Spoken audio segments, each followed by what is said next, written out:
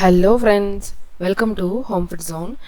இன்றைக்கி இந்த வீடியோவில் சப்பாத்தி பொரி இல்லாமல் அதே கோதுமை மாவு வச்சு நல்ல டிஃப்ரெண்ட்டான சிம்பிளான ஒரு பிரேக்ஃபாஸ்ட் ரெசிபி நீங்கள் ஸ்நாக்ஸாகவும் இது செஞ்சு கொடுக்கலாம். இது செய்கிறதுக்கு ஒரு மிக்சிங் பவுலில் 1/4 கப் அளவுக்கு பாசிப்பருப்பு எடுத்துக்கோங்க.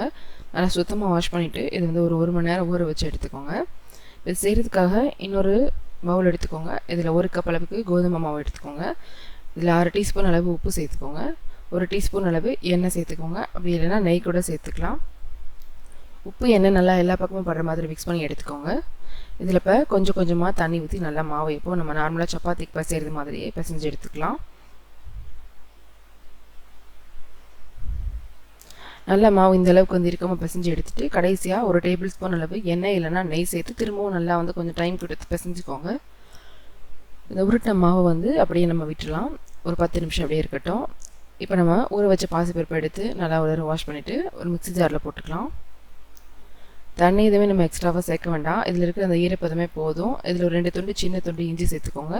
1 டீஸ்பூன் அளவு சோம்பு சேர்த்து இது வந்து அரைச்சிக்கோங்க. ரொம்ப பேஸ்ட்டாக அரைக்காமல் கொஞ்சம் குறைப்பாக இருக்கிற மாதிரி அரைச்சிக்கணும். இந்த மாதிரி அரைக்கணும்.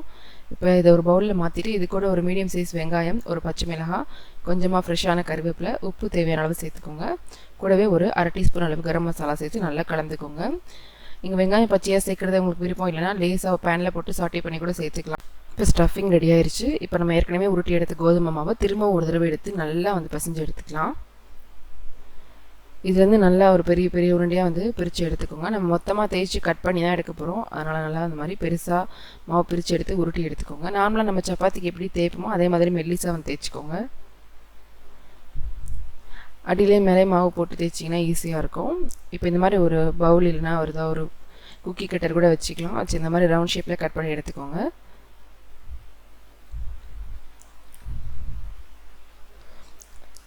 இதே மாதிரி மீதி இருக்கிற எல்லா மாவுமே செஞ்சு கட் பண்ணி எடுத்துக்கோங்க.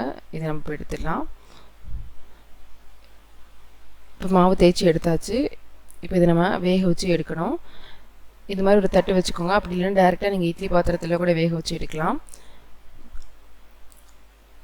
இதுக்கு நடுவில் நம்ம வந்து ஸ்டஃபிங் வச்சுக்கணும். ஒரு கார்னரில் இந்த மாதிரி 1 டீஸ்பூன்லேருந்து 1.5 டீஸ்பூன் வரைக்கும் வைக்க முடியும்.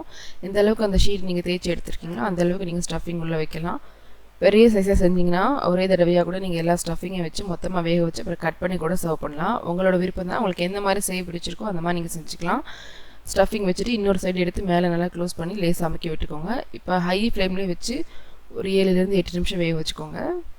பார்த்திங்கன்னா நல்லா வெந்து வந்திருக்கு.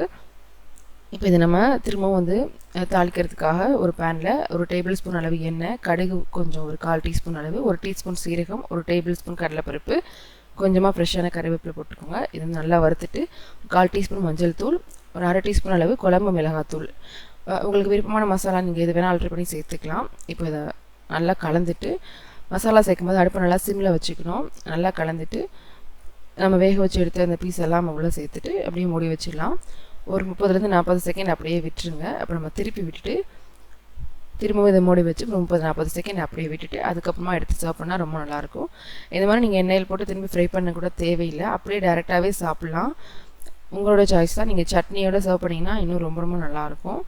கண்டிப்பாக இதே மாதிரி நீங்களும் செஞ்சு பாருங்கள். இந்த ரெசிபி உங்களுக்கு பிடிச்சிருந்ததுன்னா லைக் பண்ணுங்கள், ஷேர் பண்ணுங்கள், கமெண்ட் பண்ணுங்கள். கண்டிப்பாக ஹோம் ஃபுட் ஜோனுக்கு சப்ஸ்கிரைப் பண்ண மறக்காதீங்க. நாளைக்கு இதே மாதிரி ஒரு நல்ல ரெசிபியோட உங்களை வந்து மீட் பண்ணுறேன். அது வரைக்கும் பாய்.